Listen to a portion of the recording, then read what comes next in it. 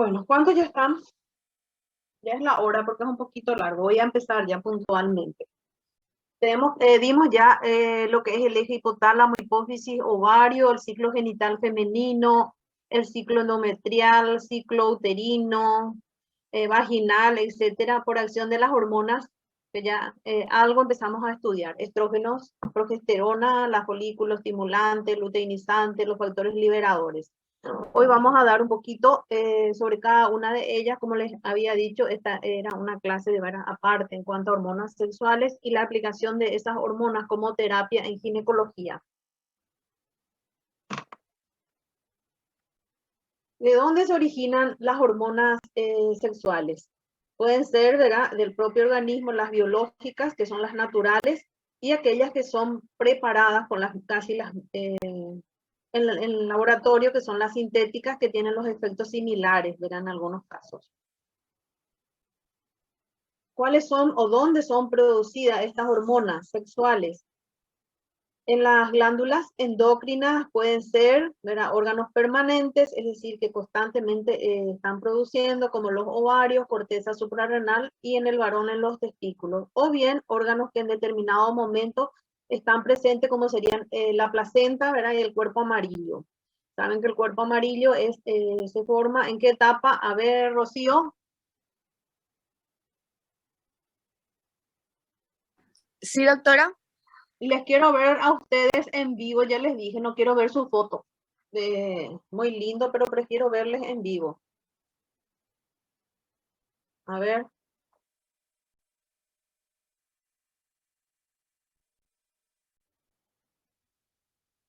Así quiero que estén todos conectados, no la foto.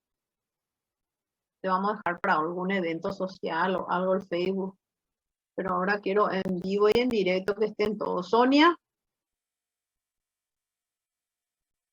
Esto me gusta más, por más que en el otro estés más producida, ¿verdad? Pero igual.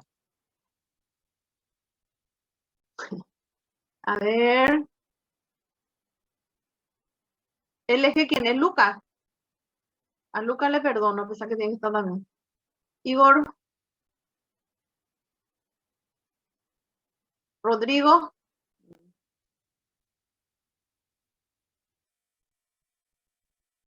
Angélica. Marcelo. Mariana. Larisa, Molas. Ángel, Burgos. Leonardo, Rodrigo. A ver, voy a esperar. Que se conecten todos. Doctora, yo no tengo cámara, pero acá estoy. Bueno, los que tienen, por favor.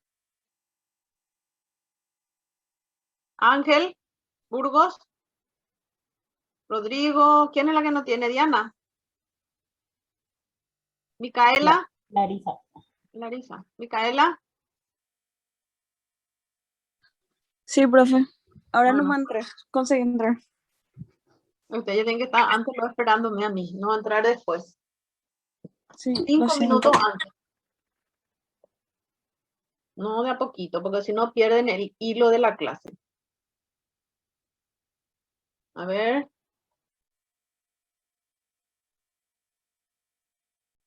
Bueno. Vamos a seguir. Voy a checar otra vez. Voy a ir mirando quién es esta. Micaela. Bueno, entonces estamos hablando que las hormonas pueden ser naturales y sintéticas. Las naturales, yo les dije que son producidas por las glándulas de secreción interna, o sea, las endocrinas, que son órganos permanentes. ¿Y cuáles son esos? El ovario, la corteza suprarrenal y los testículos en el varón. Y órganos transitorios, porque solamente en una determinada etapa están, ya sea en la gestación, como sería el sistema corioplacentario, o el cuerpo amarillo en la fase, eso es lo que les pregunté, ¿en qué etapa? En la fase posovulatoria. Que se forma el cuerpo amarillo, en esa etapa empieza a producir la progesterona. Y la estructura básica de todas estas hormonas es el núcleo hidrocarbonado, es decir, que tiene un poco de carbono e hidrocarburos, que es el ciclo fenantreno, que ustedes ya dieron, creo que una de las materias que dieron es bioquímica. Bueno, y ahí habrán estudiado en detalle. Tiene 3 anillos con 6 átomos de carbono y un anillo con 5 átomos de carbono. Y de esa estructura básica, el ciclopentano fenantreno, perhidrofenantreno, derivan todas las hormonas esteroideas, porque tenemos también hormonas no esteroideas, pero las esteroideas son las que derivan de este núcleo básico. Y van cambiando entonces en su composición según se le agregue un grupo metilo a este núcleo primario. Y esto también suele ser pregunta, que de acuerdo al número de átomos de carbono, nosotros clasificamos los esteroides sexuales en los que tienen 21 átomos de carbono, que el núcleo básico es el pregnano, pregano, dice ahí tiene que ser pregnano, del cual derivan los gestágenos y las hormonas de la corteza suprarrenal. Vamos a ir viendo otra vez cómo a partir de los del 21 átomos de carbono van derivando los demás. Los que tienen 19 átomos de carbono, en el cual su núcleo es el androstano, derivan los andrógenos. Y por último, la producción final de esa cadena que empieza con la progesterona, los gestágenos, andrógenos, están los de 18 átomos de carbono, cuyo núcleo básico es el estrano. Y de ahí derivan entonces los estrógenos. Entonces tenemos 3, digamos, secuencias. La del pregnano, androstano y estrano. Y todas derivan del colestano, que tiene 27 átomos de carbono. Y ustedes ya vimos un poquitito en la clase que había dado, la primera, eje hipotálamo hipófisis, la segunda clase, que las gonadotrofinas que tienen alto peso molecular, habíamos dado, ¿se acuerdan? Que por lo tanto no pueden entonces entrar o penetrar en el interior de las células, sino que se unen a receptores que están en la membrana de los gonadotropos, y ahí activan entonces la enzima adenil ciclasa, perdón, o sea, los gonadotrofinas se van y se unen, digamos, a las células a nivel del ovario, ¿verdad? Y ahí activan esa enzima, la adenilciclasa, que actúa a su vez produciendo un segundo mensajero, hasta que a su vez inicia el proceso de la esteroidogénesis en las células de la granulosa.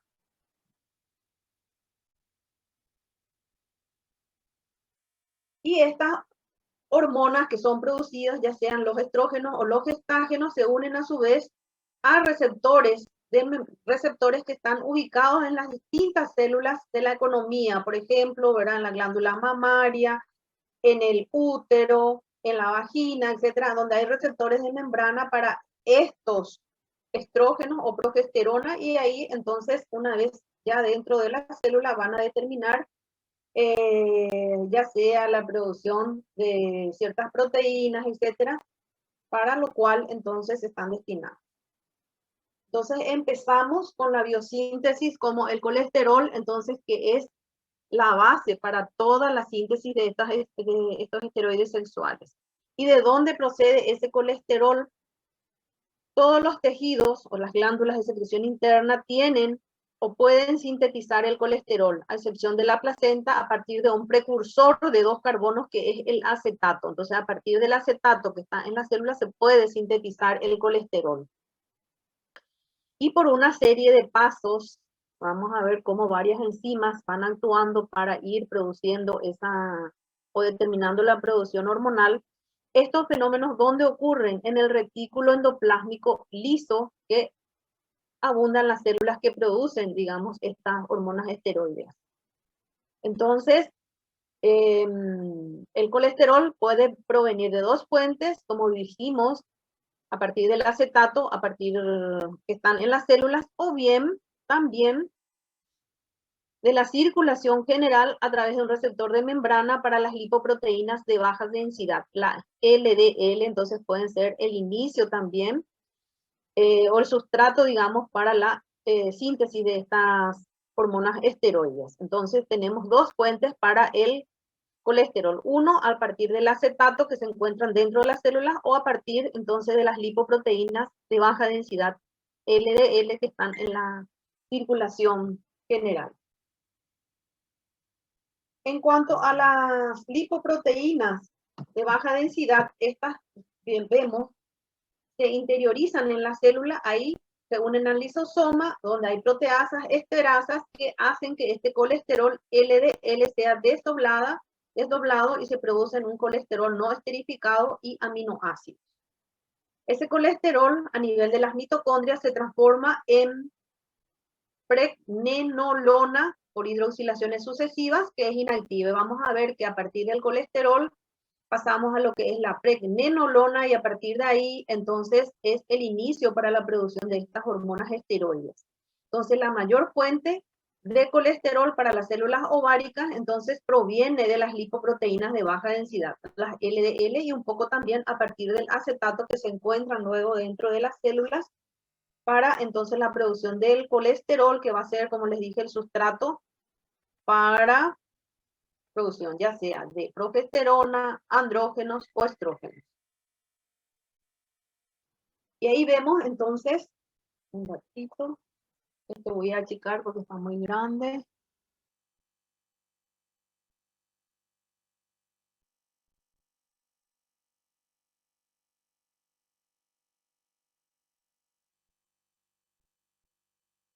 Vemos cómo del colesterol que estábamos hablando, ¿verdad? De 27 átomos de carbono, pasa a, digamos, a convertirse en la pregnenolona, que tiene también ya 21 átomos de carbono, pero que es inactiva.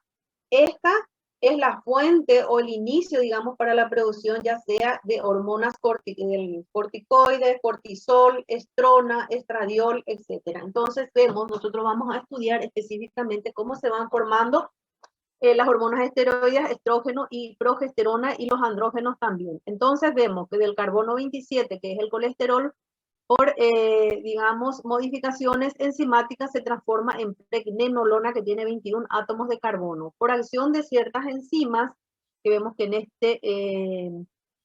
este caso la 17 alfa hidroxilasa se transforma en 17 hidroxipregnenolona, que tiene 21 átomos de carbono también, por acción de otras enzimas, 17-20 liasa, se transforma en la dehidroepiandrosterona. Vemos que como de acá, de 21 átomos de carbono, que son los progestágenos, ya vamos a los que son de 19 átomos de carbono, que ya son andrógenos. Estos andrógenos, por acción, pueden seguir la dehidroepiandrosterona, vemos de que puede seguir dos vías, ¿verdad?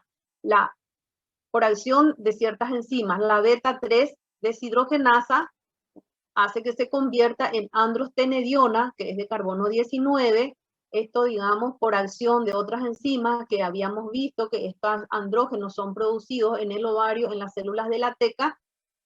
Por acción de la FSH hace de que se produzcan estas enzimas aromatasas que convierten estos a estrógenos, la estrona, que también podemos conocer por sus siglas E1, que tiene 18 átomos de carbono. Entonces vamos de 27, por acción de las enzimas, se transforman en 21 átomos de carbono, 19 átomos de carbono, 18 es la estrona. O bien, esta dehidroepiandrosterona, también por acción de otra enzima, la 17 beta deshidrogenasa, puede o se convierte en androstenediol, que también es un andrógeno.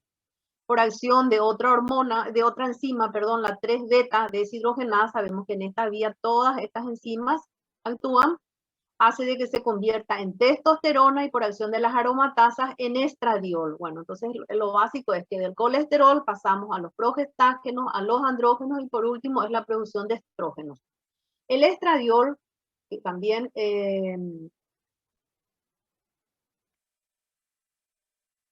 digamos, se le conoce por las siglas E2, entonces cuando coloquemos E2, ustedes ya saben que es el estradiol, E1 estrona, que son entonces de 18 átomos de carbono.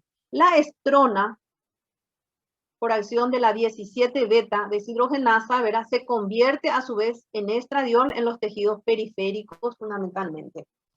Vemos también de que esta cadena de gestágenos puede a nivel suprarrenal, por acción de ciertas enzimas que no están presentes en el ovario, convertirse entonces a cortisol. Lo mismo vemos acá, la progesterona por ciertas enzimas puede ir a la producción de corticosterona, aldosterona. Bueno, nosotros vamos a estudiar fundamentalmente lo que es la producción de progesterona, andrógenos, estrógenos. Hasta acá, esta parte, digamos. Esta parte, lo que también tienen que saber, que la progesterona puede ser o es el origen de las hormonas córtico-suprarrenales también. Un ratito.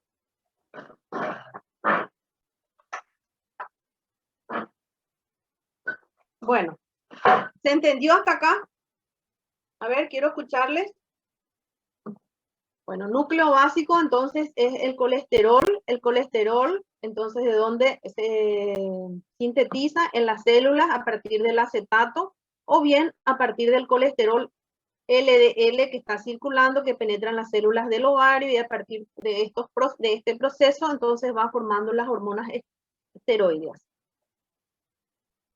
Y más o menos una síntesis de lo que es esto que habíamos visto, la pregnenolona, que deriva del colesterol, que es inactiva, puede seguir dos vías, una vía delta 4 y una vía delta 5. La delta 4 en que la pregnenolona, que por acción de ciertas enzimas se transforma en progesterona 17, hidroxiprogesterona, androstenediona, que por acción de las aromatasas en estrona, que son de carbono 18. Le puse carbono 21, carbono 21, carbono 19, este también es de carbono 21, y acá ya tenemos los de carbono 18. Esa es la vía delta 4.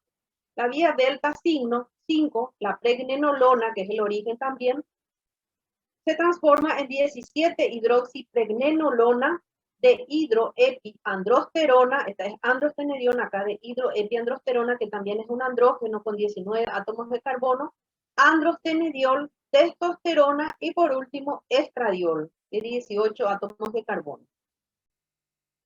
Estas hormonas en general, todas las hormonas esteroides son principalmente producidas a nivel del hígado y se excretan por el riñón y otras también en menor escala, ¿verdad? Por la bilis.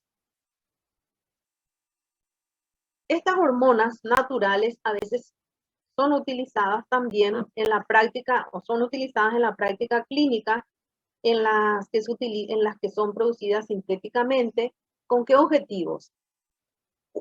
Para como un tratamiento regulador en los casos de irregularidades del ciclo, ya sean, por ejemplo, una polimenorrea, una oligomenorrea. Entonces nosotros vemos cuál es la irregularidad para ver qué tipo de hormonas damos, si es un estrógeno, una progesterona o una asociación de ambas. Más adelante vamos a dar las alteraciones del ciclo menstrual. Vamos a estudiar con esta base que tenemos, entonces ya vamos a estudiar con más detalle. Tratamiento sustitutivo. ¿Qué significa? Sustituir lo que nos está produciendo. ¿En qué casos? Por ejemplo, en la castración, es decir, cuando se extirpan los ovarios, ya sea por alguna patología ginecológica en mujeres jóvenes, por ejemplo, ya sea por un cáncer ginecológico que se tenga que extirpar los ovarios, entonces ya no hay hormonas naturales y tenemos que adicionar las sintéticas. En el climaterio, sabemos que en el climaterio, ¿qué es lo que pasa?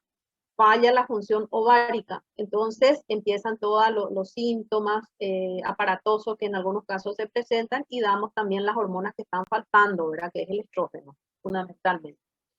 Los ciclos monofásicos, es decir, que no tenemos ese ciclo bifásico folicular, digamos, y la otra fase, la fase luteínica. Entonces, tenemos solamente una fase y nosotros, ¿qué hacemos? Si tenemos un ciclo monofásico, solamente tenemos producción de estrógeno, no hay producción de progesterona, y sustituimos esa falta con los progestágenos, entonces, ¿qué vamos a adicionar? Puede ser un tratamiento inhibidor cuando damos los anticonceptivos. ¿Qué estamos haciendo? Suprimir la ovulación. Puede ser también un tratamiento estimulante cuando tengamos que estimular la ovulación en ciertos casos, por ejemplo, con el uso de las gonadotropinas o gonadotropinas, como vamos a ver. Un tratamiento complementario, es decir, complementamos lo que se está produciendo en escasa cantidad, como en los casos de insuficiencia ovárica. Puede ser un tratamiento modificador, como en los casos de cánceres hormonodependientes, el de mama o endometrio, en que se podría dar antagonistas de estrógeno o bien entonces progestágenos, ¿verdad? o un tratamiento, entonces, o cómo usamos también para diagnósticos. Por ejemplo, la prueba con hormonas para orientarnos en el caso de amenorrea, como voy a dar más adelante cuando hablemos de cada una de las hormonas. Por ejemplo, una paciente que no menstrua, le damos estrógenos o progesterona. Si damos progesterona y la paciente menstrua, quiere decir de que hay un nivel de estrógenos porque para que los progestágenos actúen siempre tiene que haber un nivel previo de estrógenos. Entonces, para todo esto nos sirve el tratamiento hormonal. Acuérdense, regulador, sustitutivo, ya les expliqué, inhibidor, estimulante, complementario, modificador o una prueba diagnóstica. Anteriormente también, cuando no se tenían todavía las pruebas de embarazo, se le daba una asociación de estrógenos con progesterona inyectable. Ahora no sé si ya en esta época ya no se utiliza más, pero se utilizaban antes. Si es que la paciente menstruaba, descartaba un embarazo, y si no menstruaba, bueno, era una forma de confirmar la gestación. Actualmente ya no utilizamos esto porque tenemos las pruebas del dosaje de la hormona de la gonadotropina, la fracción beta. Y bueno, ¿dónde se producen estas hormonas esteroideas? En el ovario, que ya vimos fue estimulado previamente por la folículo estimulante y la luteinizante. ¿Y en qué parte del ovario? En el folículo, y de ese folículo vamos a ver en las células de la granulosa, que producen fundamentalmente entonces estrógenos, y en las células de la teca. Y después, entonces, una vez que ya se produzca la ovulación, entonces en el cuerpo lúteo, que produce fundamentalmente progesterona, y en el estroma también, cuando llega la menopausia y ya no hay folículos que puedan producir estrógenos y progesterona, es el estroma el que produce andrógenos, y estos andrógenos pasan a la circulación y a tejidos periféricos y se convierten en estrógenos. Bueno, como les dije, en el cuerpo lúteo y en los andrógenos. Y esto suele ser una pregunta de examen, la teoría de las dos células, las dos gonadotropinas. Dos células, ¿por qué? Las células de la granulosa y las células de la teca, la luteinizante, ¿verdad? Con las dos gonadotropinas LH, FSH. ¿Qué pasa? En las células de la teca viene y se unen, digamos, a la membrana, a los receptores de membrana, la LH, y que determina que, como vemos de que son, digamos, de alto peso molecular, estos no pueden penetrar dentro de la célula, entonces activan un mensajero, un primero y un segundo mensajero, que hace entonces de que a partir del colesterol empiece la producción, o sea, lo que ya vimos, el ciclo de que se forme la pregnenolona, la progesterona y la producción de andrógenos. Bueno, estos andrógenos pasan a las células de la granulosa, que ya vimos de que estos receptores de FSH determinan de que estos activan o producen más aromatasas para que estos andrógenos se transformen en estrógenos. Por eso de ahí la teoría de las dos células de la teca, las células de la granulosa y las dos gonadotropinas LH, FSH, que determinan la producción entonces de los estrógenos, andrógenos y primero progesterona, ¿verdad? Andrógenos, y por último la producción de estrógenos, estradiol fundamentalmente. Bueno, ahora vamos a hablar de cada una de estas hormonas. Vamos a empezar por lo que son la hormona femenina más importante, los estrógenos, como le llamamos también, la hormona de la juventud, porque cuando se tiene buen nivel de estrógenos, una buena actividad ovárica, digamos, que produzca estos estrógenos, estamos en la plenitud. Pero una vez de que el ovario deje de funcionar porque ya no tiene más folículos para producir estrógenos, se entra en lo que es climaterio, la menopausia, que es el desfallecer de la función ovárica y por lo tanto la producción de estrógenos, y lo que los estrógenos producían, todos estos efectos que vamos a ir citando y ya dimos en parte, digamos, se entra en un retroceso. Entonces, vamos a hablar de estrógenos como sustancias naturales cuando es producida por el organismo, como ya vimos en dónde, o las artificiales que son producidas en los laboratorios, que provocan fenómenos que caracterizan el estro en las hembras de mamífero. Vamos a ver cuáles son esos cambios. Y ya citamos varias veces dónde se producen en las células de la granulosa, fundamentalmente el que comanda, el que más produce estrógeno sería el folículo dominante, el folículo maduro, las células del cuerpo lúteo después, y también otra contribución de estrógenos estaría dado por la corteza suprarrenal en órganos transitorios en determinada etapa en la gestación, por ejemplo la placenta, y en el varón también los testículos. Y a partir entonces de los andrógenos. Entonces también tiene ciertas características esta hormona porque aparecen en la pubertad cuando empieza la actividad ovárica y desaparece su producción, por lo menos a partir del ovario, en la menopausia. Si hay estrógenos, ya sería el otro lugar de producción y no los ovarios.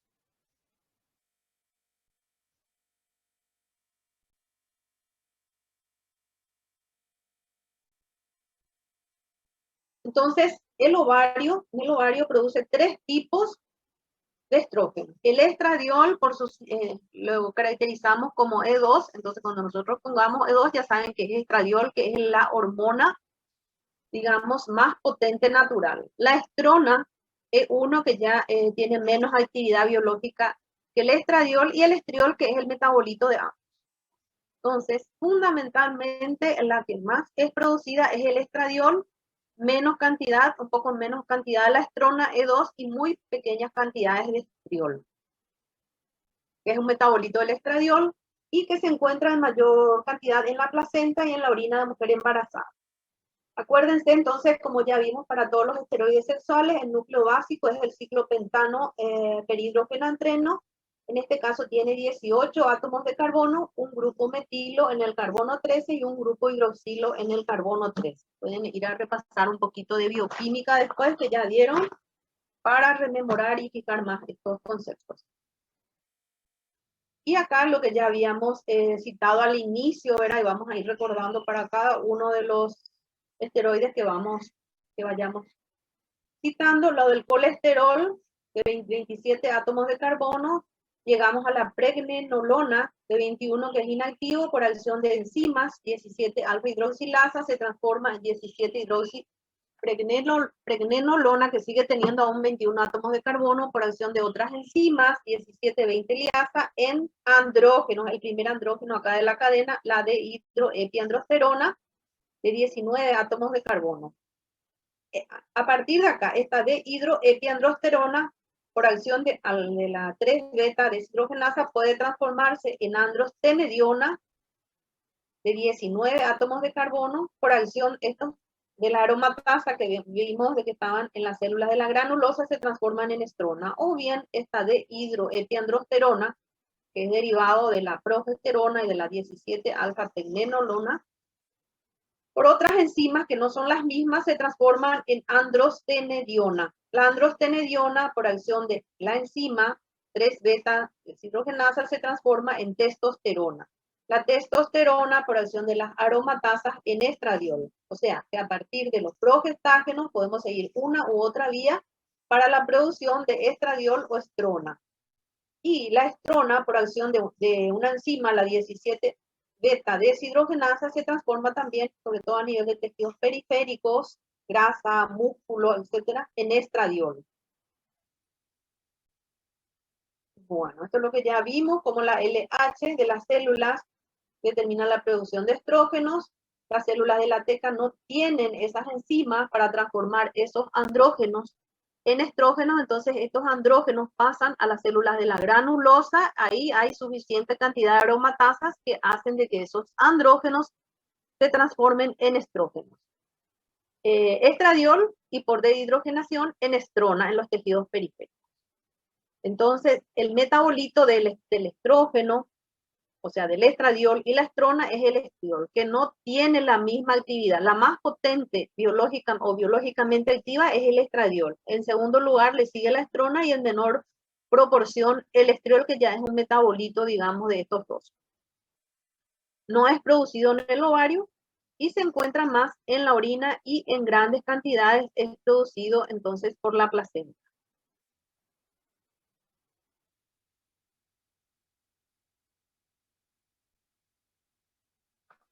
Bueno, entonces los andrógenos, que en el caso de la mujer es producido a nivel del ovario, se transforman a estrógenos.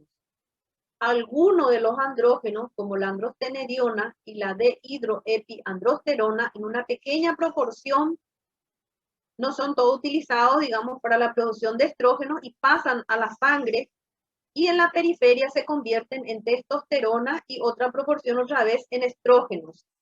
Y pueden ser secretados en forma de 17 cetosteroides, o sea, la forma en que los andrógenos son eliminados y pueden ser dosados en orina es en forma de 17 cetosteroides. Cuando hay mucha, anteriormente los dermatólogos pedían el dosaje en orina de 17 cetosteroides, estaba muy elevado. Bueno, era una indicación o un índice, digamos, de una hiperactividad androgénica como en el síndrome ovario poliquístico, sobre todo cuando las mujeres jóvenes van y consultan por el acné, por ejemplo. Entonces, lo primero que suelen pedir los dermatólogos es el dosaje de los 17 cetosteroides para ver si están elevados y en ese caso, entonces, tratar con antiandrogénicos como con ciertos anticonceptivos que contienen esto. Entonces, recuérdense, estrógenos, producción fundamental en el ovario, puede ser también producido un poquito en las suprarrenales, en el testículo, a expensa de los andrógenos de la androstenediona. Y el estradiol, entonces, es la hormona dominante en el ovario en concentraciones mayores a la otra hormona que también que es producida en el ovario, que es la estrona y que es menos activa biológicamente. ¿Qué pasa con una vez que estos estrógenos, ya sea estradiol o estrona, son producidos por las células de la granulosa del ovario, no quedan acumuladas allí, sino que pasan a la sangre, ¿verdad?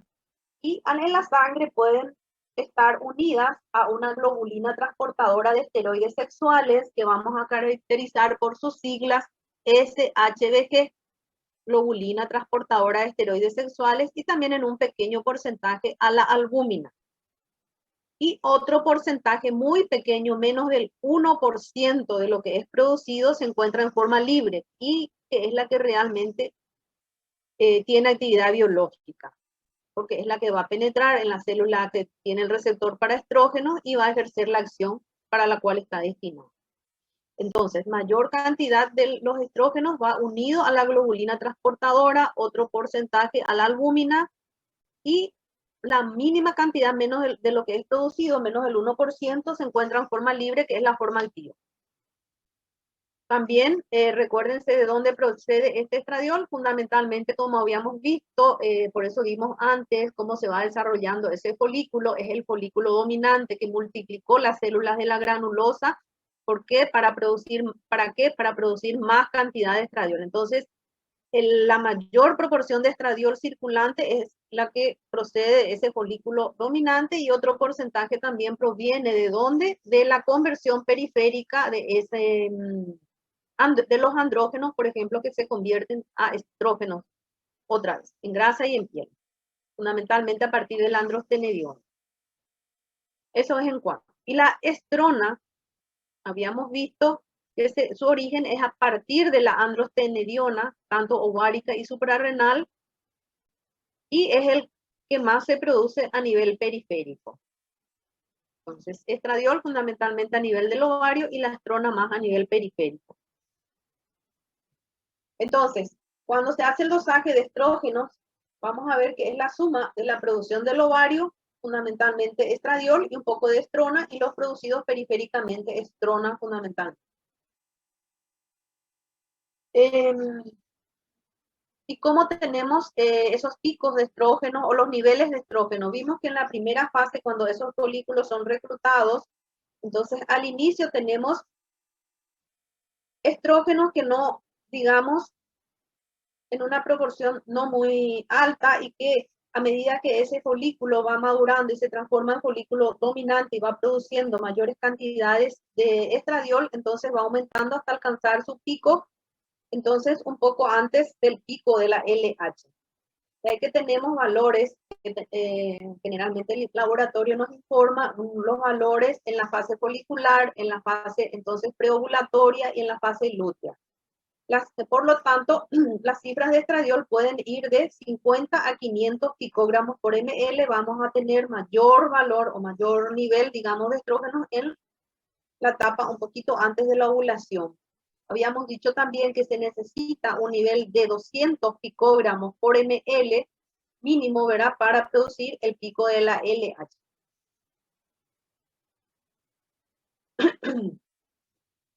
Donde son degradados fundamentalmente en el hígado, también entonces un poco a nivel del útero, y tenemos la serie de metabolitos que se forman, es decir, ya formas más inactivas para ser eliminados, como el 16 epiestrona, 2 hidroxiestrona, 16 alfa hidroxiestrona, 2 metoxiestrona y otros. Entonces, en el hígado, riñón e intestino, a su vez, estos estrógenos son conjugados en forma de sulfatos o gluconatos conjugados y eliminados ya los productos inactivos por los riñones fundamentalmente. Entonces, la bilis puede ser también por la perspiración y células descamadas de la piel. Entonces, hígado, eliminados fundamentalmente por la orina, pero también pueden ser eliminados por la bilis, por la, digamos, el sudor y células descamadas de la piel. El mecanismo de acción en general de las hormonas esteroideas, ya sea estrógeno, progestágeno o andrógenos, es actuar, ¿verdad?, en los tejidos que tienen receptores para estas hormonas. ¿Y cuáles son los, digamos, órganos o blancos de estos tejidos? El útero, la vagina, la mama, las mamas, hígado, riñón, hipotálamo, hipófisis, suprarrenal, huesos. Entonces, el estrógeno se une a estos receptores, vemos que tenía un bajo peso molecular, entonces podía penetrar dentro de la célula, en el citoplasma, según los receptores específicos, y incluso a través de la membrana nuclear. Se une ahí en el núcleo una proteína receptora, se produce la interacción de la hormona receptor con el ADN nuclear. Ahí vimos que como una copia se produce el ARN mensajero que va a los ribosomas y determina la síntesis de proteínas específicas en el citoplasma de la célula. Entonces, acuérdense, los estrógenos sí penetran en el interior del citoplasma y después del núcleo y determinan entonces la producción a través de todos estos mecanismos que vimos de proteínas específicas. ¿Cuáles son las acciones de los estrógenos?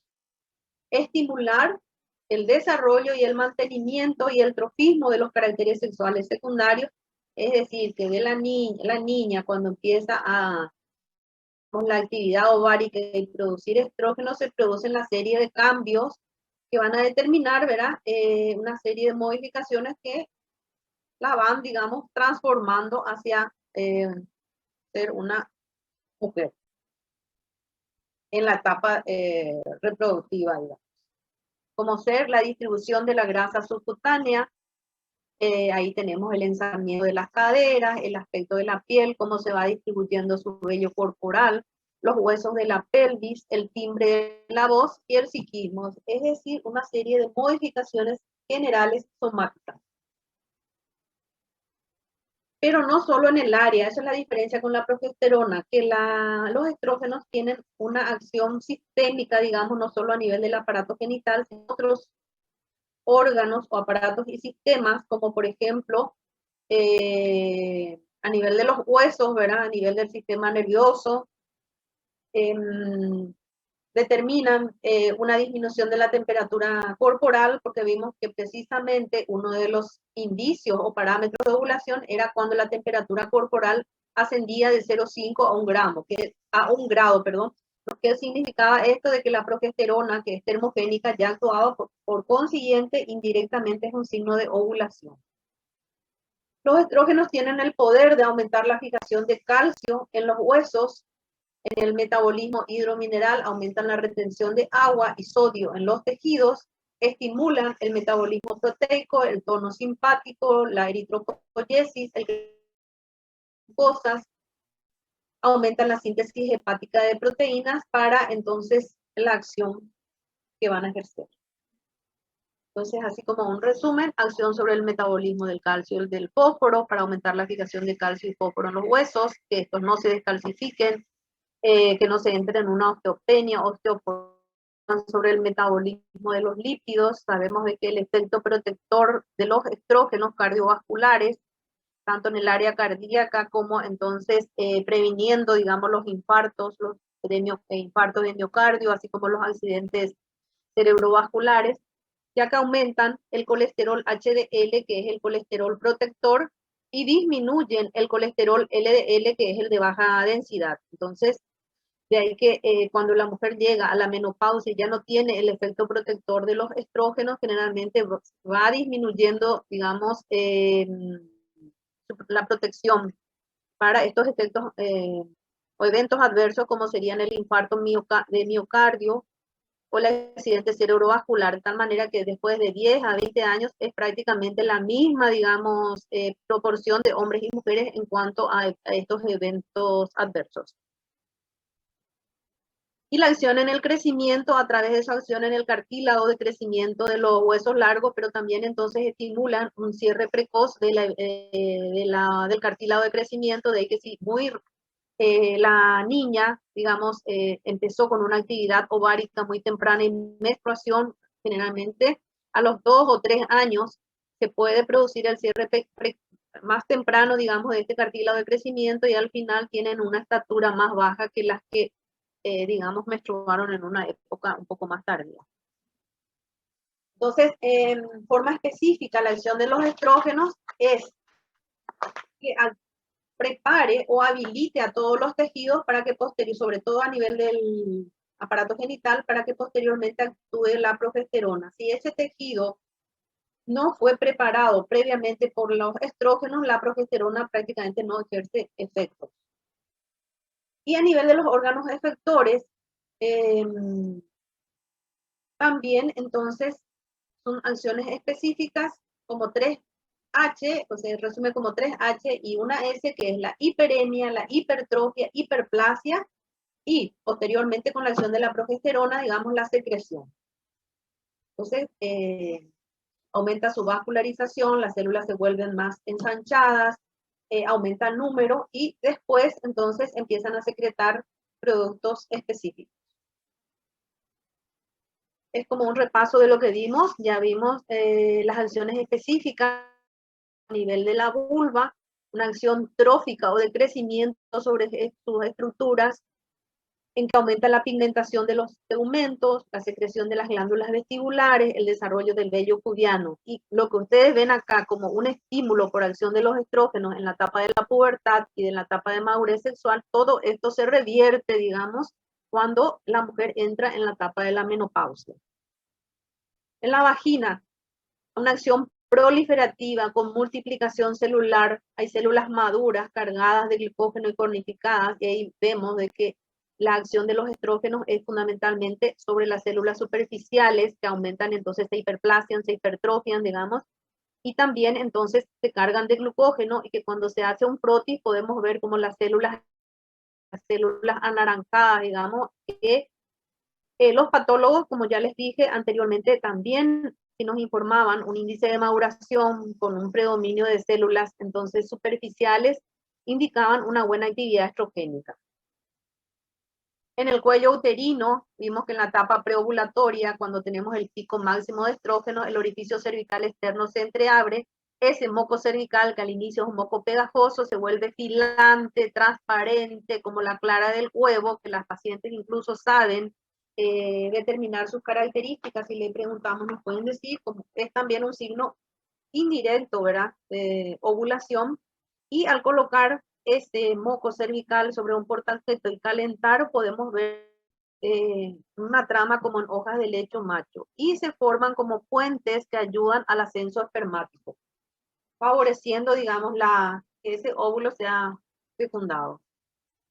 A nivel del endometrio también ya dimos solamente un repaso, vimos la acción que se ejercía sobre la capa, el estrato, digamos, basal, no sufre los efectos de las hormonas, pero sí en la capa funcional, con lo que ya habíamos visto, sus distintas capas, que al inicio, entonces, cómo se comportaba, tanto en la parte del estroma, de las glándulas, del epitelio, etcétera, los cambios que van sufriendo por acción de los estrógenos, que son máximos a nivel, digamos, del día 14, vemos que estas glándulas corta, un estroma muy compacto y un epitelio, digamos, bajo, se va, entonces, estas glándulas se van haciendo cada vez más tortuosas, la vascularización va aumentando y el endometrio se va engrosando. Esto ya vimos, vamos a repasar. Y el miometrio también actúan tanto en la parte morfológica y funcional. Estimulan el crecimiento del útero, aumentan la potencia de la dinámica uterina a la oxitocina. En esta fase, el músculo uterino tiene fuerte tonicidad, ¿verdad? Lo que sucede, lo contrario sucede cuando empieza a actuar la progesterona, que son los efectos que ya vimos también. En el ovario, que producen estos estrógenos, vimos que cuando en un determinado momento tenemos niveles cada vez más altos de estrógenos, producen un feedback negativo sobre la FSH, aumentan los receptores para la LH en las células de la granulosa, pero pueden producir también un feedback positivo, es decir, que el pico de este estrógeno produce un pico de otra hormona que era la LH, el feedback positivo. Entonces, y el nivel para que esto se produzca, vimos de que es de 200 picogramos o más. Acuérdense otra vez que vimos de que el pico de estradiol se produce 24 a 36 horas antes antes de la ovulación. Y que el pico de LH 12 a 24 horas antes de la ovulación. Esto suele ser pregunta de examen.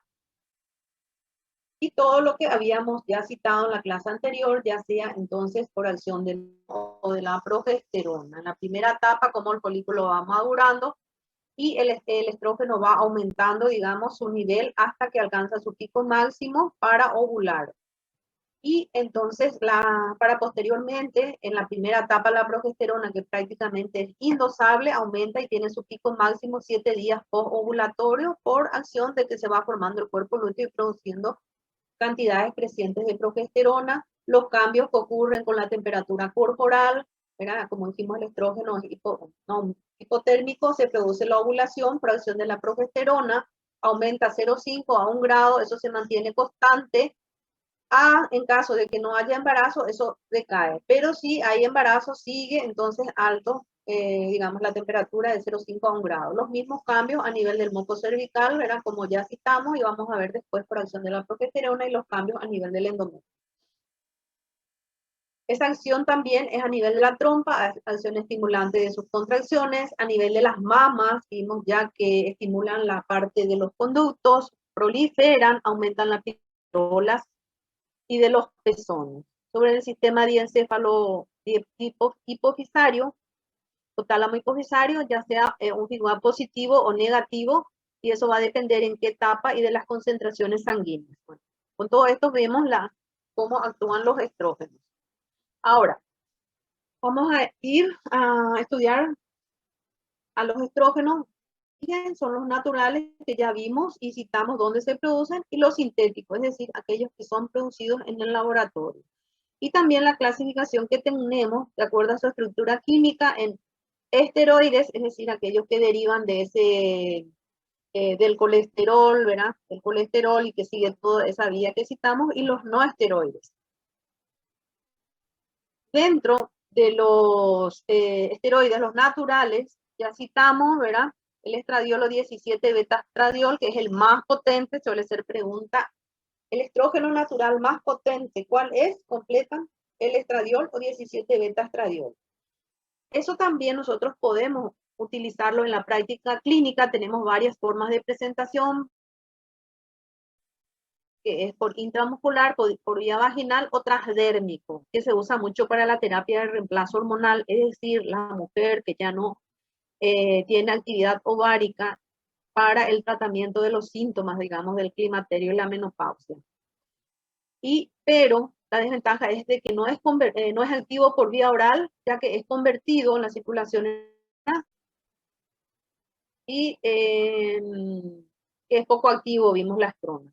Entonces, pero actualmente también se fue, digamos, estudiando cada vez más, y se pudo llegar a una forma oral de este estrógeno natural en forma micronizada, que sí no es, digamos, desactivado a nivel del tubo digestivo, y por lo tanto, y vienen en comprimidos de 1 a 2 miligramos de estradiol micronizado y que también se utilizan en los comprimidos que se utilizan en la terapia de reemplazo hormonal, y actualmente también los anticonceptivos de última generación tienen como componente el 17 beta estradiol, que cuando den los anticonceptivos orales vamos a ver de que tiene menos efectos adversos que uno semisintético. El otro estrógeno natural es la estrona, que vimos que es menos potente que el estradiol, que es un metabolito también del estradiol, y se elimina por orina, no tiene mucho uso terapéutico. La más usada es el sulfato de estrona, que es el compuesto principal de los estrógenos conjugados equinos, es decir, son estrógenos que se obtienen de los caballos generalmente. Y estos se pueden administrar en comprimidos, es decir, por vía oral o también por vía vaginal, porque vamos a ver que muchas veces necesitamos hacer tratamientos hormonales locales por vía vaginal, por ejemplo, ya sea en forma de óvulos, de cremas, en los casos de en las mujeres en la menopausia que presentan muchas vaginitis o colpitis atrófica, como vimos, todo ese, cuando estudiamos la actividad de los estrógenos a nivel vaginal, la hiperplasia, hipertrofia, hiperemia que se producía por acción de los estrógenos desaparece, y de esa hilera de capas de células queda convertida una o dos hileras de células en la menopausia, y entonces es mucho más fácil, ¿verdad? Que tengamos colpitis, inflamación. Como yo les digo a las pacientes, vamos a usar cremas óvulos para el tratamiento por vía vaginal. Es como que la parte de la vagina, del cuello del útero, la vulva, es como la piel cuando llegas a cierta edad, como para que entiendan, verás, se atrofia, se arruga. Lo mismo sucede también con la zona genital. Entonces, con estas hormonas, como te llamas, en las caras, nosotros a nivel local vamos a también tratar de mejorar las condiciones locales. Y entienden y siguen siguen el tratamiento. Actualmente se avanzó mucho en lo que es la cosmética, digamos, vulvovaginal. Ya no corresponde dejar de tratar a una mujer todos los efectos, digamos, que ya no acción de los estrógenos, siendo que tenemos estrógenos que podemos utilizar y mejorar mucho la calidad de vida de las pacientes. El otro estrógeno natural es el estriol, que tiene una acción, ya vimos otra vez, que es un metabolito del estradiol y la estrona. Es un estrógeno de acción débil, también se puede dar por vía oral y vaginal, o percutánea o transdérmica. Actualmente la terapia de reemplazo hormonal se hace mucho por vía transdérmica en forma de geles, de parches, etcétera, porque evita la circulación enteropática y la degradación de los estrógenos, y las concentraciones que se alcanzan en sangre son entonces más altas. Y tienen una acción, estriol, sobre el útero, con poca acción sobre el endometrio, que es lo que buscamos también cuando hacemos un tratamiento, sobre todo en la menopausia, que estos estrógenos no proliferen mucho el endometrio, porque una hiperplasia endometrial podría ser un precursor del adenocarcinoma endometrio, ¿verdad? Entonces tiene buena acción a nivel de las mucosas y acción casi a nivel del endometrio. Usamos más en tratamientos locales. Y indicamos en la cervicitis, las vulvovaginitis atróficas, porque cuando hay atrofia, entonces es más fácil también de que cambia mucho el pH de la vagina por todos los cambios que suceden al no haber prácticamente glucógeno en las células. Entonces ya no hay producción de ácido láctico, lactobacilos, y empieza la colonización por otros gérmenes. Otra forma también es la de estrógenos conjugados o quinos, que se obtienen de orina de yegua preñada, la vía de administración parenteral, vía oral, vaginal. Actualmente esto ya fue dejado un poco de lado, ¿verdad? Los estrógenos conjugados de quinos, porque están asociados sobre todo entonces con que aumentan un poquito la prevalencia de cáncer de mama. Bueno, a ver.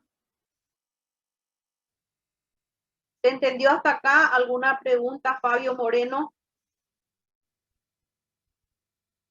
Fabio. Hola, otra. Sí. Fabio. A ver, te Súper quiero ver, bien. Fabio. ¿Dónde está? Espérate. Bueno, ¿qué me podés decir así como un resumen de esto para pasar a lo otro? Sobre los esteroides sintéticos, doctora. No, dije que no estaba atendiendo. Dije que vamos a hablar un poquito de lo que es esteroide, lo que dimos para pasar a los sintéticos que todavía no dimos. Sobre los A ver, estrógenos. Mariela, ¿cuáles son los estrógenos naturales?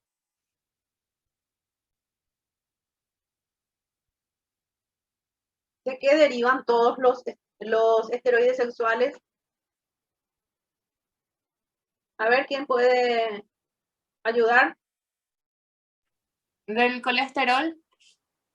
Del colesterol. Y después, ¿qué paso sigue? Después del colesterol, el acetato de colesterol, ¿cuál es la siguiente, digamos, el siguiente paso por acción enzimática? Pregnenolona, que es inactiva. ¿Cuántos Sí. átomos de carbono tiene? 21. 21. A ver, otro, vos sos Belén, ¿verdad? Rocío. Rocío. A ver, Belén, ¿qué pasa después de la pregnenolona?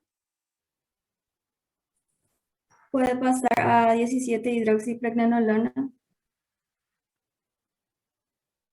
Después, Después de HEA, dihidroepiandrostenediona. Después a androstenediona y después puede pasar a estrona, que es el más potente de todos. ¿cuál es el más potente de todos? No, perdón, el estradiol es el más potente. La El estrona es el estradiol. segundo. O sea, en síntesis, lo que quiero que les quede es que del colesterol derivan los de 21 átomos de carbono, progesterona y derivados. Después venimos por los de 19 átomos por reducción enzimática a los andrógenos. Y de los andrógenos, a su vez, por acción de enzimas, en el caso de la mujer, estos andrógenos son producidos fundamentalmente ¿dónde? A ver, Igor.